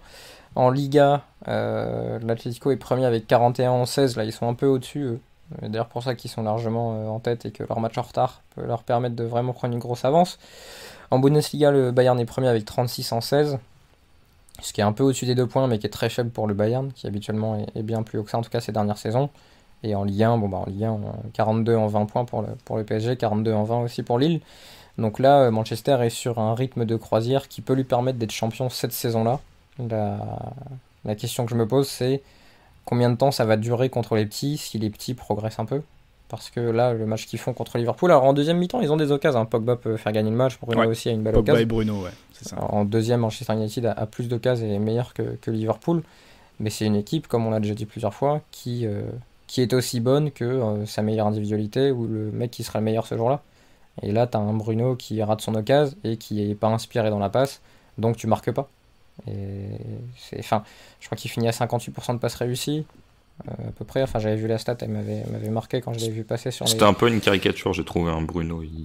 Aucune conservation sous pression, on cherche toujours en profondeur. Alors, dans le plan de United, ça peut suffire, mais il y a des fois, je me disais, tiens, en première mi-temps notamment, calme un peu, parce que là, du coup, tu la balances direct en profondeur et ça revient aussi vite que c'est parti, quoi. Ouais, après, le match où à un moment c'est parti en mode transition, je pense que ça pouvait plaire à Manchester United. Donc, quitte à perdre les ballons, autant que ça t'amène vers ça. Ouais, en deuxième, je trouve ça plus pertinent. Ouais. C'est 60% de passes réussies, Fernandez, Pogba c'est 59, Rashford c'est 59. Donc voilà. Donc soit ces mecs-là sont bons et Manchester gagne, soit ils sont moyens. Là Bruno il tente que des passes vers l'avant, il a qu'une seule occasion créée. Il a quand même 4 tirs, mais dont un coup franc qui passe pas loin. Voilà, donc c'est cette équipe-là et on n'a rien de nouveau à dire sur eux parce qu'il n'y a pas, dans ces matchs-là encore moins, il n'y a pas d'autre chose que trouver nos mecs qui sont doués devant et espérer qu'ils fassent quelque chose ensemble ou tout seul qui va te permettre de marquer. Là, ils ont réussi à faire 2 actions ensemble où ils auraient pu marquer. qui était plutôt bien construite en plus, notamment celle où Bruno peut marquer sur un centre en retrait de Luke Shaw. Avec Rashford, je crois qu'il le décale face à Alexander-Arnold. Donc ça peut être en champion hein, cette année quand tu vois le rythme que ça a. Par contre, vu comment City revient, je pense que si City déconne pas et si Liverpool se relève pas, je vois pas United suivre le rythme de City, qui là est sur des stats depuis quelques semaines, et notamment des stats défensives assez improbables. Ah, je les ai sous les yeux, c'est lunaire. Enfin, Ouais, lunaire, juste je sais pas, mais- petite avant d'avoir les stats sur City, juste le calendrier d'United jusqu'à fin février et un match face à Chelsea. Ils font Fulham, Sheffield, Arsenal, Southampton, Everton, West Brom et Newcastle. Peut-être que s'ils font carton plein, ils prendront un peu plus d'envergure, mais c'est sûr que s'ils laissent filer des points là-dessus, justement, Manchester City aura peut-être l'occasion de passer devant. Christophe, quelles sont ces statistiques défensives de Manchester City ? Ouais, alors les premières, je les ai en tête puisqu'elles seront dans le banquet Copa Arena qui sera publié dans quelques heures après l'enregistrement et peut-être que le podcast ne sera pas en ligne, que le banquet le sera déjà sur Copa, mais en gros c'est tous les matchs où Ruben Dias et John Stones ont été alignés ensemble. T'as 10 matchs ensemble, 9 victoires, 1 nul, 1 but encaissé en 10 matchs, et c'est le but d'Hudson-Odoi à la 92e contre Chelsea, donc un but anecdotique où en plus ils sont pas directement impliqués puisque Ederson ne sort pas et Zinchenko est devancé au deuxième poteau. Donc ça c'est pour la statistique non avancée. Et sur les stats avancées, si tu regardes les derniers matchs, les expected goals contre, donc voilà, vraiment voir ce que tu as laissé à l'adversaire. Ce week-end face à Crystal Palace, il laisse 0,05, Brighton 0,18, Chelsea 0,69, Newcastle 0,20, Southampton 0,59, West Brom 0,21, Manchester United 0,59, Fulham 0,29, Burnley 0,42. Donc voilà, c'est-à-dire le fait de pas prendre de but, en plus ça a l'air d'être quelque chose qui est lié à la structure et à la manière dont cette équipe réussit à casser les offensives adverses en amont et à monopoliser le ballon, plus que par des exploits du gardien ou la maladresse des attaquants. Donc si tu colles ça au fait que même si cette équipe se crée moins de situations offensives, elle arrive quand même à marquer ses buts, ça donne quand même un visage où je pense que City ne perdra plus beaucoup d'ici la fin de saison, et en fait ça se jouera sans doute plus limite sur sa capacité à créer que sur la menace qu'il y avait notamment sur la première saison de Guardiola, à savoir que on va dire chaque semaine tu pouvais risquer de tomber face à l'adversaire qui te mettra 3 transitions et qui te mettrait 3-0 quoi. Ouais, on a du Guardiola qui se retrouve avec des stats dignes de Simeone, c'est quand même très bizarre comme C'est Première ça. Ligue en 2020-2021. On a fait le tour, je pense, pour cette semaine, donc on va passer directement au pari avec notre partenaire PMU.fr. PMU vous présente la séquence prono. Les paris, alors je ne sais même plus quels étaient les paris la semaine dernière. Je crois que j'ai fait 0 sur 2 personnellement. J'ai fait 0 sur 2 aussi, Florent. Et ben voilà, c'est parfait. Ben Raphaël, tu vas être le premier à essayer de te rattraper. En nous parlant de ton premier pari, toi tu es entre la France et la Première Ligue. On va démarrer par la France vu qu'on n'a pas parlé de Ligue 1 encore dans cet épisode. Oui, et j'ai décidé en fait cette fois de partir sur la même idée pour mes deux matchs et de me dire s'il y en a un qui passe, je serai gagnant, sachant que je n'ai pas vraiment d'avis fondé sur mes paris, parce que comme d'habitude, vous le savez, je n'ai pas une argumentation très bonne sur les paris, je suis assez catastrophique. Il y a une seule compétition qui me réussissait, c'était l'Europa League, où j'avais des bonnes stats, mais bon, là pour l'instant il n'y en a pas encore, donc je mange mon pain noir. Le premier match c'est Rennes-Lille. Match qui devrait être sympa d'ailleurs. Rennes dont on n'a pas trop parlé dans le vif du moment ces derniers temps, mais qui avait fait un très bon match contre Lyon. Et vous pouvez d'ailleurs lire le débrief de Florent sur Copa Arena où il explique en quoi Rennes a été très bon. J'ai aussi un petit extrait que je passerai peut-être sur Twitter si j'ai pas peur qu'on me fasse sauter mon compte. Je sais pas où en sont les droits aujourd'hui. Est-ce qu'on a le droit de mettre des extraits de matchs? Est-ce qu'on a le droit de diffuser les matchs? C'est un peu tout et n'importe quoi en ce moment. Et Rennes-Lille, je pars sur un match nul, c'est à 3,05. Parce que je pense qu'actuellement, c'est des équipes qui sont à peu près du même niveau. Lille a galéré à battre Reims et Rennes a fait des bons matchs récemment, s'est imposé à Brest, dans la douleur certes.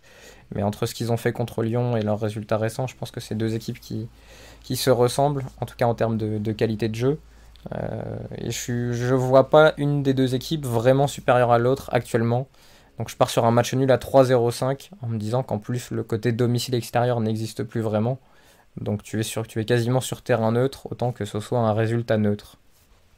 Deuxième pari, direction l'Angleterre, et un autre choc d'ailleurs, entre Leicester et Chelsea. Oui, ou là pour le coup, je pense que c'est deux équipes qui collectivement sont pas aussi fortes l'une que l'autre, mais Chelsea compense avec des individualités de qualité supérieure, en tout cas plus nombreuses et plus riches que Leicester, qui a des très bons joueurs, mais qui a peut-être moins de bancs et moins de solutions. Chelsea qui a gagné à Fulham sans briller, qui avait été complètement dominé par Manchester City lors du match précédent. Bon, voilà, c'est toujours la même chose à peu près avec Lampard, et c'est marrant d'ailleurs de se souvenir que le premier match de la saison de Lampard l'an dernier, je crois qu'il prend 4-0 contre le Manchester de Solskjaer, quelque chose comme ça, mais le match est un peu faussé, Chelsea était meilleur, et on disait que Manchester gagnait grâce à ses individualités. C'est toujours le cas, mais par contre Chelsea n'a pas montré le collectif qu'il avait laissé apercevoir au tout début de la période Lampard. Ça c'est assez décevant. Et du côté de Leicester, une équipe qui est d'ailleurs à peu près dans les mêmes eaux que Chelsea. Chelsea a des meilleures stats avancées, mais ils ont toutes les deux équipes ont 33 buts marqués et 21 buts encaissés. Leicester qui a fait un bon match contre Southampton, qui a gagné 2-0 et qui avait gagné contre Newcastle, mais qui a du mal à battre régulièrement les gros. Ils ont fait 2-2 contre Manchester, alors ils avaient battu Tottenham, ils avaient perdu 3-0 contre Liverpool, ils s'étaient fait totalement dominer. Ils avaient galéré contre Arsenal et gagné 1-0, et en début de saison, il y avait eu ce match fou contre City, 5-2, mais Rodgers il n'est pas ultra fiable contre les gros non plus, donc je pars sur un match nul. Là, je crois que la cote est un peu supérieure, Florent. Tu me confirmeras ou pas, je sais pas si tu l'as devant les yeux. Il me semble que c'est un peu plus que 3,05. Ouais, 3,50. 3,50, voilà. 3,05 et 3,50. Donc s'il y en a un des deux qui passe, ça me suffit à être en positif sur le week-end, et ce serait bien, il serait temps. Il serait temps en effet. Christophe, toi tu pars en Allemagne pour ton premier pari. Ouais, pour commencer, un match Fribourg-Francfort où j'ai mis sur la victoire de Francfort à l'extérieur à 2,60. J'ai vu une partie des matchs du week-end des deux équipes. L'une a gagné, l'autre a perdu. Fribourg, que donc je mettrais perdant, a perdu 2-1 sur le terrain du Bayern, mais ça passe pas très loin. Déjà parce qu'il y a un partout à la, je crois, 65-70e, par là avec un retour au score, mais surtout parce qu'il y a deux occasions d'égaliser en toute fin de match de Nils Petersen, qui notamment touche la barre à la 91e. D'ailleurs, c'est rigolo, la neige tombe puisqu'il avait neigé. Donc du coup, le fait de fracasser la barre a fait que la neige est tombée comme quand on agite un sol pleureur sous la pluie. Donc Fribourg était pas mauvais. Malgré tout, je pense que cet effort physique peut se payer quelques jours plus tard. Alors c'est un petit peu bête, mais c'est vrai que tu peux avoir quand même cette tendance à la décompression, sachant que je crois que les matchs de Raphaël, enfin j'ai pas trop la temporalité, mais ce match-là est mercredi 20h30, donc du coup ça enchaîne assez vite. C'est pour ça que je prends en compte ce point physique, décompression, etc. Et surtout de l'autre côté, Francfort a battu Schalke 3-1 avec le retour en forme de Luka Jovic, sur qui je m'interrogeais sur le gabarit, sur qui pouvait ressembler à une prise de poids. Alors je pense que le maillot blanc du Real ne l'avantageait pas, peut-être qu'il était un peu plus moulant aussi, mais ce que j'ai trouvé beaucoup moins gros, alors il était pas gros objectivement, mais beaucoup moins costaud, on va dire, pour un footballeur, hormis Andrea Petagna, du côté de Francfort, avec un maillot noir. Donc je sais pas s'il a perdu un petit peu ou si c'est la couleur du maillot, mais il rentre à la 60e, il marque 2 buts, soit à peu près autant je crois qu'avec le Real en championnat en 1 an et demi. Le premier d'une volée dans la surface, et le deuxième sur une course en profondeur où il prend l'espace, il est pas rattrapé par le défenseur, il fait crochet et il frappe. Donc autant le premier est assez logique vu ses caractéristiques, autant le deuxième me donne l'idée quand même d'un joueur qui aurait la forme physique, puisque même s'il est plus frais que le défenseur, il arrive à se mouvoir dans l'espace de manière assez rapide. Donc si tu prends le fait que voilà, en fait pour moi c'est vraiment le facteur décisif, et puis Francfort est vraiment en train de bien revenir. Cette équipe-là, elle est 7e actuellement avec 26 points, à seulement 3 points par exemple du Bayer Leverkusen qui est 3e. Donc du coup la dynamique est bonne. Ils sont passés devant Fribourg qui est maintenant 9e. Donc je pense que c'est une vraie équipe à suivre, parce que faut pas oublier que c'était quand même un demi-finaliste quasiment à une séance de turbut de près, finaliste d'une Ligue Europa il y a 2 ans, et que les principes et l'entraîneur n'ont pas changé. Donc je pense qu'avec le retour de Jovic, ça peut faire de belles choses, et ça commencera donc par cette victoire à 2,60 à Fribourg. Et deuxième pari, direction l'Espagne, avec l'Atlético Madrid sur la pelouse d'Eibar. Ouais, là, beaucoup plus de risques, en tout cas, beaucoup moins de certitude dans ce pari-là, mais je me dis pourquoi pas. Donc ça, c'est jeudi 21h30, horaire espagnol, toujours un petit peu folklorique. La réception de l'Atlético Madrid pour Eibar. Mon pari Va un petit peu à contre-courant du projet Atlético Madrid. C'est une victoire avec 2 buts d'écart minimum. Atlético Madrid -1 à 2,70. Donc ce qui voudrait dire que l'Atlético arrête de gagner tous ses matchs 1-0, ce qui est quand même assez souvent le cas. Mais je suis pas convaincu par la régularité d'Eibar en premier lieu. C'est une équipe qui est en bas de tableau en Espagne, qui presse beaucoup, mais qui peut avoir des trous d'air, qui a d'ailleurs perdu alors à la fois le dernier match de championnat sur le terrain de Levante, mais ça à la limite pourquoi pas, mais qui surtout a perdu contre une équipe de Segunda B ce week-end en coupe, 3-1. Donc ce qui démontre une forme moyenne, on va dire ça, même si l'Atlético a aussi perdu contre une Segunda B en coupe. Mais là, je pense que ça ne les dérangeait pas tellement. Je me dis que l'Atlético peut quand même de temps en temps gagner des matchs par 2 buts d'écart, et c'était d'ailleurs le cas sur le dernier, où il y a une victoire 2-0 en championnat face à Séville. Il y a beaucoup plus de repos pour cette équipe-là, qui du coup était éliminée en coupe, n'a pas joué, qui est sur une série de victoires. Et puis encore une fois, je le disais, victoire 1-0, on va dire, c'est quand même un petit peu caricatural, dans la mesure où, bien sûr, il y en a beaucoup, objectivement, mais si tu regardes les derniers matchs de championnat de l'Atlético, il y a 2 buts d'écart contre Séville, 1 contre Alaves Retafe, 2 buts d'écart contre la Real Sociedad, 2 buts d'écart contre Elche sur les dernières journées, et puis t'en avais aussi 2 buts d'écart contre Valladolid, avec juste le match contre le Real perdu qui était intercalé. Donc bref, il y a quand même pas mal de 2-0, 3-1 dans le lot. Le fait de gagner avec 2 buts d'écart face à une équipe d'Eibar qui laisse des espaces puisqu'elle presse beaucoup et qui peut être amenée à essayer vraiment de tout faire pour marquer le 1 partout si jamais l'Atlético mène, et du coup se prendre un but en contre de Joao Félix ou autre, pourquoi pas. Surtout que la cote, je trouve, est plutôt bien payée, 2,70. Sur un rapport de force aussi déséquilibré, je me dis allons-y, soyons fous. Eh bien merci Christophe, merci Raphaël. De quoi peut-on parler pour terminer cet épisode ? On peut parler de la création de notre chaîne Twitch, twitch.tv/vuedubanc, où on fera d'ici quelques temps, le temps de prendre en main le logiciel, le streaming, etc. On découvre tout ça, c'est pas de notre âge à la base, donc on rentre petit à petit, mais c'est là qu'on va faire nos prochaines FAQ, que nos patrons attendent avec impatience, mais qui Ils connaissaient déjà, oui. Ils connaissaient déjà et attendent surtout, ils attendent leur retour assez impatiemment. Donc voilà, ça va venir dans les prochaines semaines, et en attendant, évidemment, pour nous retrouver beaucoup plus régulièrement, quasi quotidiennement, ça se passe sur Coparena, coparena.com, pour vous inscrire, 3,99€ par mois, des articles, des émissions audio et plein d'autres choses, plein de surprises. Là, cette semaine, on avait une interview de Ludovic Butel, et j'en ai pas parlé en introduction, mais il y a aussi un nouveau format, une nouvelle émission qui va arriver dans les jours qui viennent. Donc voilà, tout simplement une nouvelle émission. Ça arrive, c'est bientôt dans Coparena. En attendant, on vous dit à la prochaine. Salut. Ciao. Cordialement. Vous avez tout compris grâce à ce podcast. C'est le moment de parier sur PMU.fr. PMU, que les meilleurs gagnent.